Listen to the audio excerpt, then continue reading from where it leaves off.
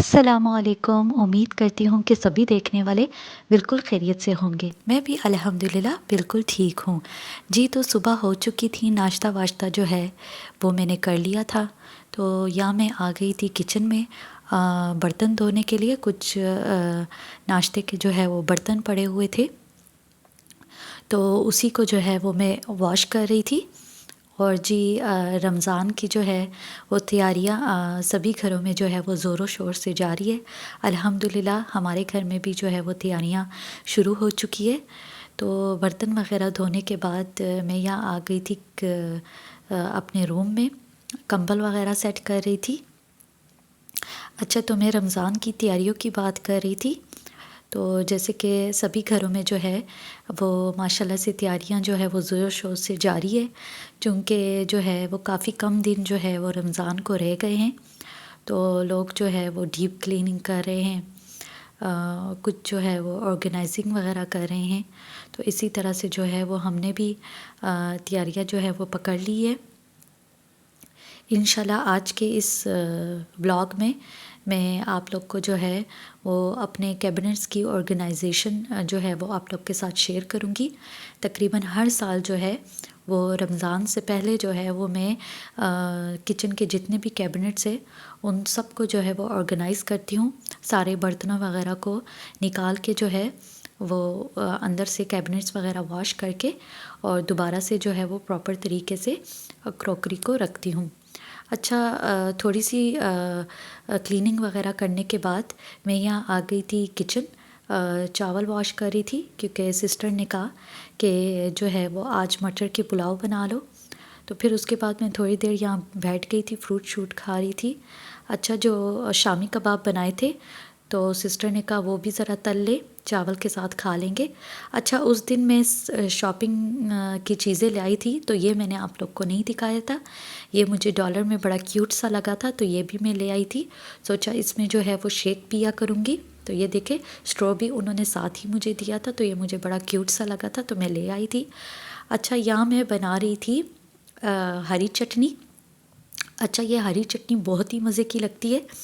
इसमें जो है वो प्याज, लहसुन, हरी मिर्च, धनिया, पुदीना और अमरूद डलता है और दही, और ये बहुत ही टेस्टी लगती है। आप लोग भी ज़रूर जो है वो रमज़ान में ट्राई कीजिएगा। और अगर इसकी रेसिपी जो है वो चाहिए हुई तो मुझे कमेंट सेक्शन में ज़रूर बताइएगा, मैं आप लोग के साथ इसकी रेसिपी जो है वो शेयर करूँगी।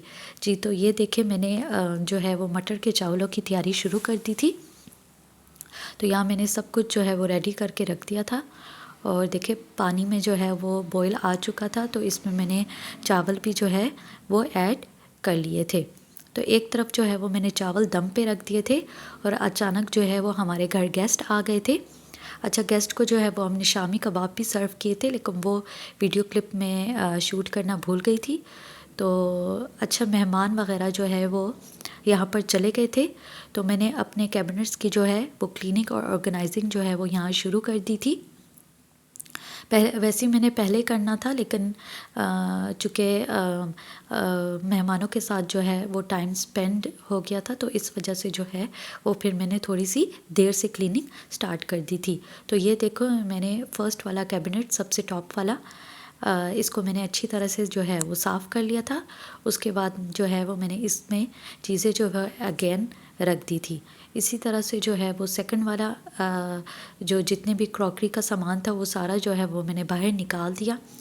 और इसी तरह से जो है वो अंदर से जो है वो मैं इसको अच्छी तरह से जो है वो क्लीन कर दूँगी। अच्छा, अंदर से क्लीनिंग के साथ साथ जो है वो इसमें जो है वो मैं नए नए अखबारें भी रख रही हूँ। और देखिए, क्रॉकरी जो है वो मैंने इसी तरह से जो है वो इसको रख दिया था।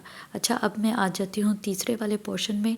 और तीसरे वाला जो है मैंने सारा जो है वो साफ़ वगैरह जो है वो इस तरह से करना शुरू कर दिया था।